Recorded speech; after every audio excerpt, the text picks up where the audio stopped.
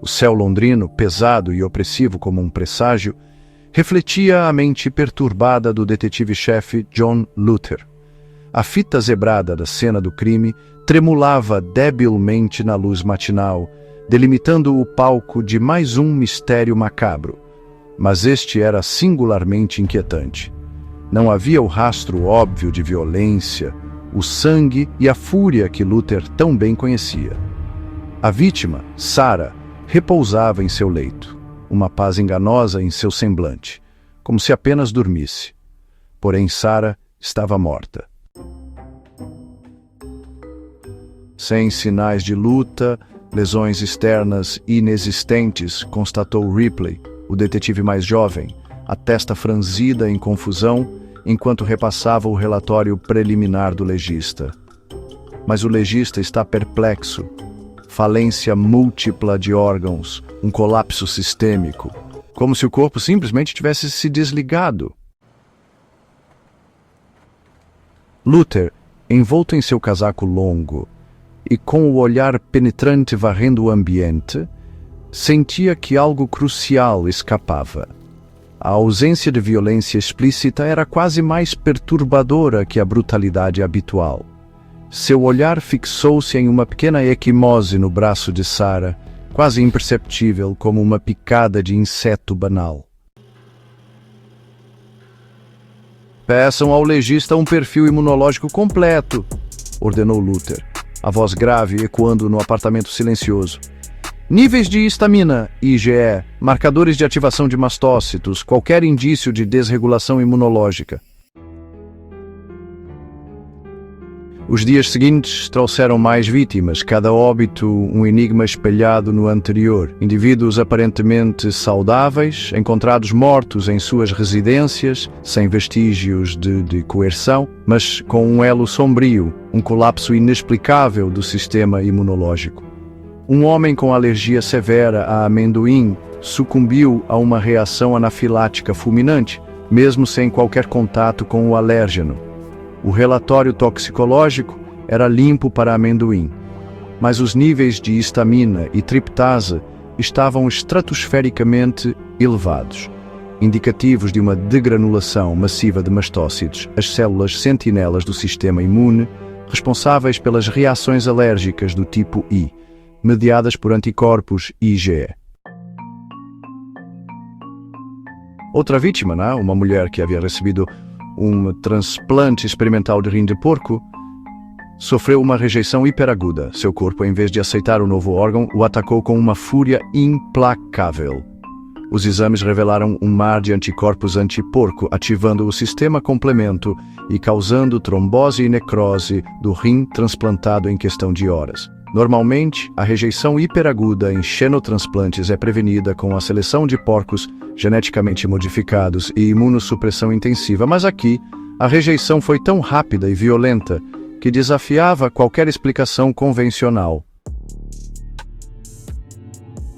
Um idoso em tratamento para um pequeno tumor benigno na próstata viu seu câncer se espalhar de forma agressiva, metastatizando para os ossos e pulmões em questão de dias. A biópsia revelou um tumor indiferenciado, proliferando a uma velocidade alarmante, como se repentinamente tivesse perdido todos os freios imunológicos que o mantinham sob controle. A mídia batizou-o de o assassino imunológico. Luther, consumido pela investigação, sentia o peso da responsabilidade esmagá-lo. O DCI Reed, seu chefe, cobrava resultados implacavelmente, a imprensa faminta por respostas, e o pânico se alastrando pelas ruas de Londres.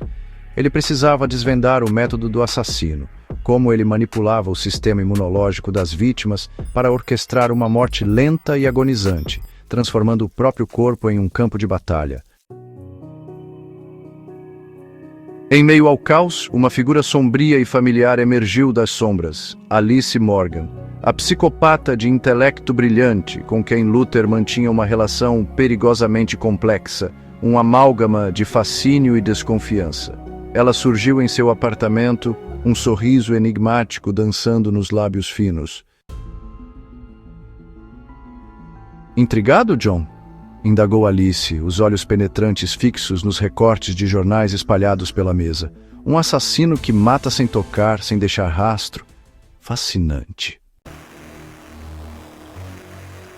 Ele está manipulando o sistema imunológico, explicou Luther, resumindo as descobertas iniciais. Alguma forma de agente biológico, talvez, ou algo mais sofisticado. Reações alérgicas exacerbadas, rejeições de transplantes fulminantes, crescimento tumoral desenfreado. Ele está explorando as vulnerabilidades imunológicas preexistentes de cada vítima, amplificando-as até o ponto letal. Engenhoso. Ele está brincando de Deus, decidindo o momento e a forma da morte, usando o próprio sistema de defesa do corpo como arma. Caminhou até a janela, observando a cidade agitada lá fora. Ele deve ter um conhecimento profundo de imunologia, dos intrincados mecanismos de reconhecimento e resposta imune, e de como subvertê-los com precisão cirúrgica. Juntos em uma aliança frágil e perigosa, Luther e Alice começaram a montar o intrincado quebra-cabeça. Mergulharam em tratados de imunologia, consultaram especialistas relutantes, rastrearam pistas tênues que os conduziram a laboratórios farmacêuticos obscuros e pesquisas médicas experimentais. Luther, com sua intuição policial e tenacidade implacável, e Alice, com sua mente analítica e perspicácia sobre a mente criminosa, formavam uma dupla improvável, porém eficaz. A investigação os conduziu a um ex-pesquisador de uma grande corporação farmacêutica, o Dr. Julian Ryder. Ryder havia sido demitido após denunciar práticas antiéticas e pesquisas de risco. Amargurado e sedento por vingança, ele aperfeiçoara uma forma de arma biológica sutil e devastadora. Um composto derivado de venenos de animais e bioengenharia avançada, capaz de desregular o sistema imunológico de maneira altamente específica.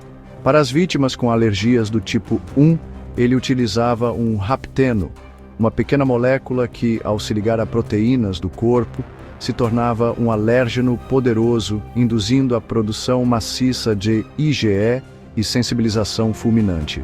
Para o receptor de xenotransplante, ele administrava um modulador do sistema complemento, amplificando a resposta inata e acelerando a rejeição hiperaguda, mediada por anticorpos naturais anti-Gal. E para o paciente com tumor, ele empregava um inibidor de checkpoint imunológico invertido, bloqueando os sinais de PARE, que normalmente impedem o sistema imune de atacar as próprias células do corpo, mas que, nesse contexto, desativava os freios na resposta antitumoral, permitindo que o câncer proliferasse sem controle. Ryder não buscava uma morte instantânea. Ele plantava a semente da destruição, e então observava o corpo da vítima se autodestruir lentamente. A agonia não era imediata, mas prolongada. Uma tortura psicológica tanto para a vítima quanto para os investigadores, forçados a assistir impotentes, enquanto o sistema imune, o guardião da vida, se tornava o carrasco. As vítimas não morriam por balas ou lâminas, mas por suas próprias alergias exacerbadas, por seus órgãos transplantados sendo violentamente rechaçados, por tumores que cresciam descontroladamente, alimentados pela própria imunidade descontrolada. A caçada a Ryder se intensificou.